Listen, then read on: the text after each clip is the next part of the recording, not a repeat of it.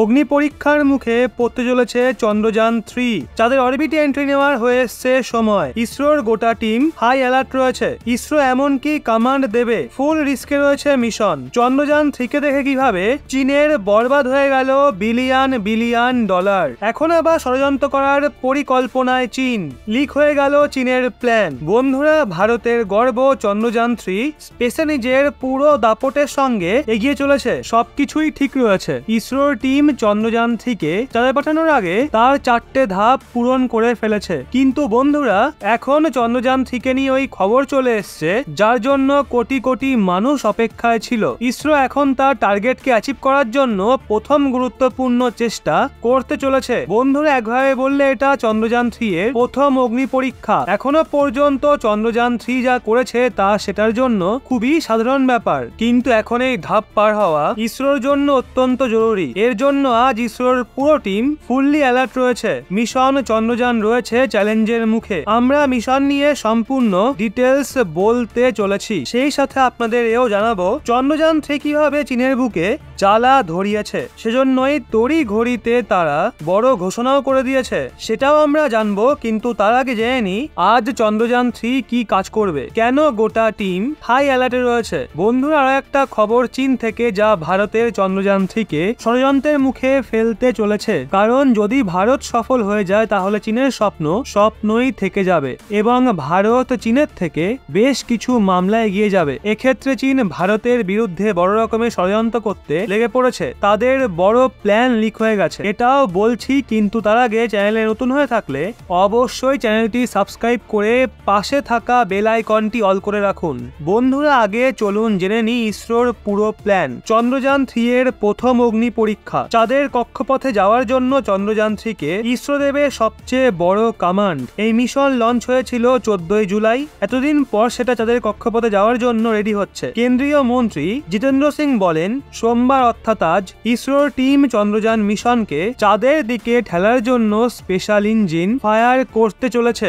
এমনটা করায় পৃথিবীকে প্রদক্ষিণ করতে করতে চন্দ্রযান চাঁদের অরবিটের দিকে এগোবে। কেন্দ্রীয় মন্ত্রী জিতেন্দ্র সিং বলেছেন এটা চাঁদের অরবিটে যাবে এবং সবশেষে ইনার সারফেসে পৌঁছাবে। তিনি আরো বলেন ওখানে গিয়ে এই মিশন শনাক্ত করবে সাউথ পোলের এরিয়াতে কোথায় এটাকে ল্যান্ড হতে হবে। আগস্টের প্রথম সপ্তাহতেই এটা চাঁদের অরবিটে ঢুকে যাবে। উনি বলেন চন্দ্রযান 3 23 আগস্ট সাউথ পোলের একটা এরিয়ায় ল্যান্ড করবে। পৃথিবী থেকে চাঁদ পর্যন্ত পৌঁছানোর জন্য চন্দ্রযান 3 5 বার নিজের অরবিট বদলাচ্ছে। পৃথিবী এবং চাঁদের মাঝের লম্বা রাস্তাকে হাইওয়ে বলা হচ্ছে। চন্দ্রযানের পেরিজি অ্যাপোজিও বদলে গেছে। এখন চন্দ্রযান ৭১,৩৫১ কিলোমিটারের অ্যাপোজি এবং ২৩৩ কিলোমিটারের পেরিজিতে চক্কর খাচ্ছে। 17 August propulsion module lander rover থেকে আলাদা হবে। মডিউল ল্যান্ডার রোভার থেকে আলাদা হওয়ার পর ল্যান্ডার রোভারকে পরবর্তী কক্ষপথে ছাড়া হবে। তখন এটার ডিবুস্টিং করা হবে, এর গতিকে কমানো হবে। 23 আগস্ট ল্যান্ডিং প্রসেস শুরু হয়ে যাবে। চন্দ্রযান 3 চন্দ্রপৃষ্ঠে ল্যান্ডিং এর চেষ্টা করছে।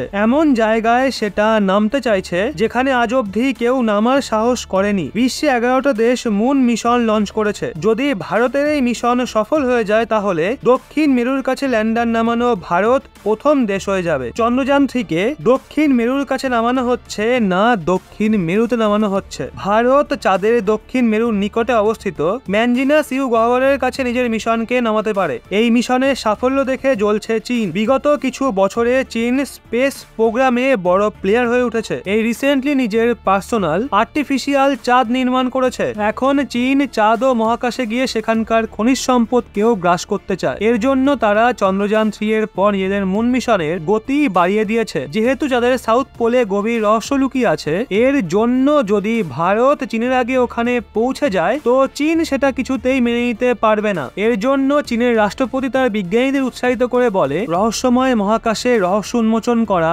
উদ্যোগকে বৃদ্ধি করা এবং চীনকে মহাকাশ মিশনের সুপার পাওয়ার করে তোলা আমাদের স্বপ্ন। চীন সাধারণ মানুষজনের মধ্যে মহাকাশের প্রতি উৎসাহকে বাড়ানোর জন্য দেশের সব দোকানে মহাকাশচারীদের মূর্তি বসাচ্ছে। এখন আমেরিকা পুনরায় চাঁদে মানুষ পাঠানোর প্ল্যান করছে। কিন্তু এমনটা মনে করা হচ্ছে চীনের সৈন্য স্পেস প্রোগ্রামের জন্য সংঘর্ষের মতো সিচুয়েশন তৈরি হয়েছে।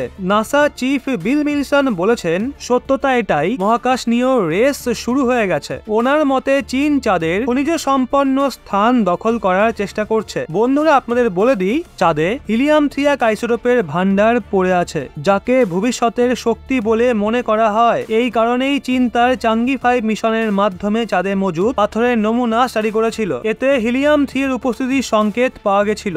এমনটা মনে করা হচ্ছে চাঁদে 10 লাখ মেট্রিক টনের বেশি অধিক হিলিয়াম-3 মজুদ রয়েছে। বিশ্বের সমস্ত স্পেস এজেন্সি মিলে মহাকাশের অধ্যয়ন করে আর তারা একে অপরের সাথে তথ্য শেয়ার করে। কিন্তু এখানে চীন একেবারে উল্টো, তারা একাই রিসার্চ করে এবং সেই ইনফরমেশনও কারোর সঙ্গে শেয়ার করে না। চীনের অনবরত রকেট পাঠানোয় মহাকাশে জমা ধ্বংসাবশেষের আবর্জনাও সবার জন্য বিপদ হয়ে উঠেছে। এই নিয়ে গোটা বিশ্বের চিন্তা ক্রমশ বাড়ছে। চীনের এই বিস্তারবাদী মনোভাব এখন মহাকাশ অব্দিও পৌঁছে গেছে। তাই যদি এখন এই চীনকে আটকানো না হয়, যদি তাদের মনোবলকে না ভাঙা যায়, তাহলে গোটা বিশ্বের জন্য চীন বিপদ ডেকে আনবে। তো বন্ধুরা, এই বিষয়ে আপনাদের কি মতামত নিচে কমেন্টে অবশ্যই জানান।